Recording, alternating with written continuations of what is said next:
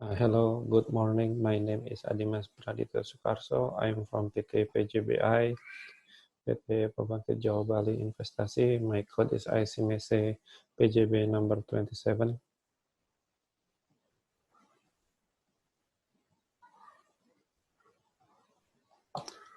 My title of this article will be Decarbonizing Electricity in Indonesia, Opportunity in the Implementation of Rooftop Solar PV.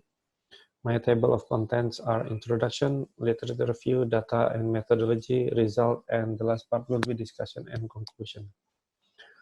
First part of the introduction will be policy background. As you can see that Indonesia has a future renewable energy target mix in 2025 and 2050 that the maximum will be 31% of total energy mix in Indonesia. Second one is the energy is the second part of second contributor from greenhouse gas emission in Indonesia. The second background is Indonesia participation in Paris Agreement to control greenhouse gas emission. Number three is solar PV is one from several major renewable energy technology that can be developed well in the world nowadays. And the last part is Indonesia rooftop policy. This is the way that the Indonesia government try to encourage installation of rooftop solar PV in Indonesia by Ministry of Energy and Mineral Resources number 49 of 2018.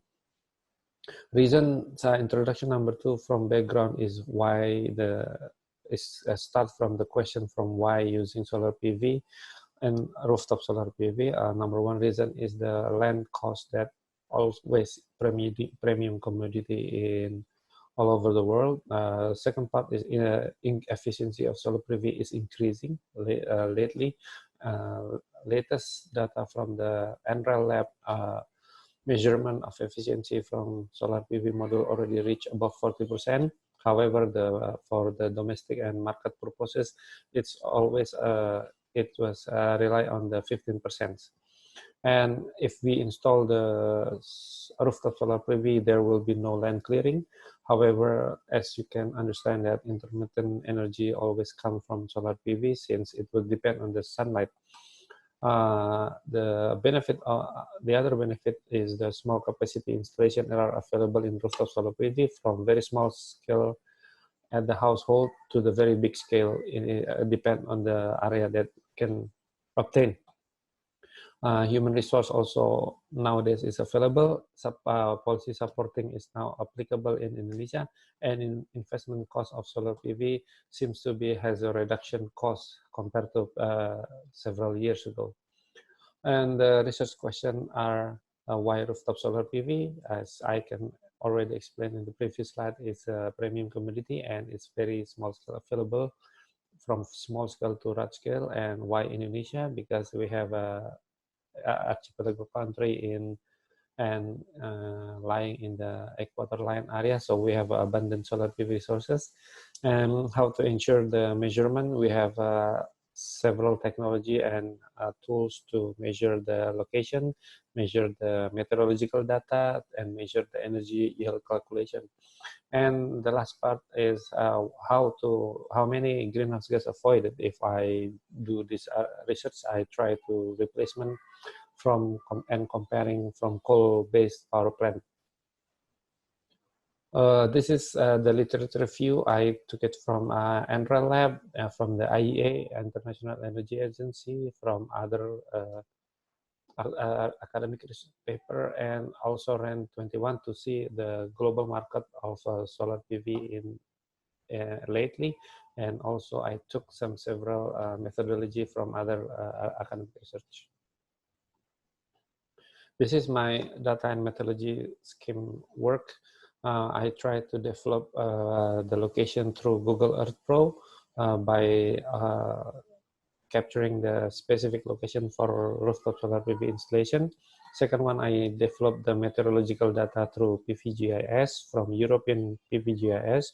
And then I calculated using SEM. SEM is one of the several tools to calculate the solar PV measurements such as red screen, SEM, and PVCs, and etc. And I use SEM because it's very user friendly and has a lot of database. And the last part, I use Microsoft Excel to calculate the greenhouse gas and for general calculations. As you can see, I try to obtain the PT PJB asset, which are spread all over Indonesia with 12 locations in this coordinate.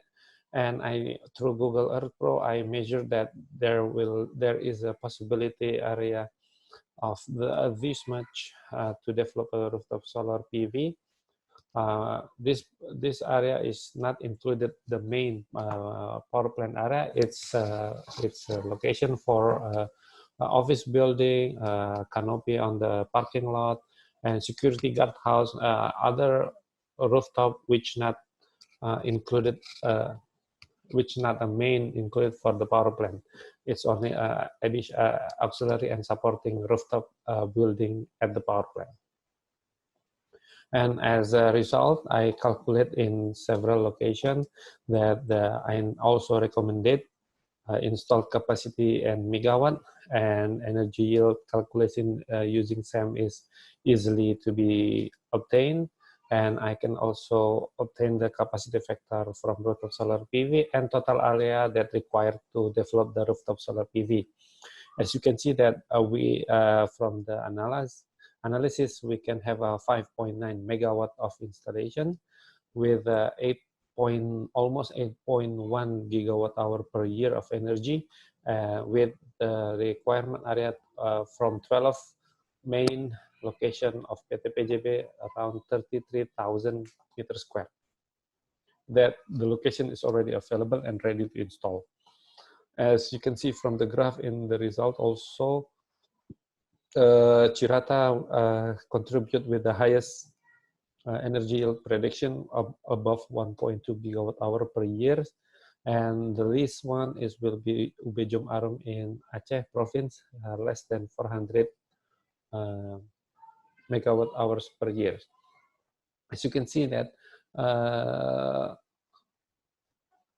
from other literature view that coal power plant base can substitute into 1 kilogram of CO2 per kilowatt hours. Therefore, greenhouse gas reduction calculated will be 8.8 ton possibility of reduction of CO2 from installation of rooftop solar PV.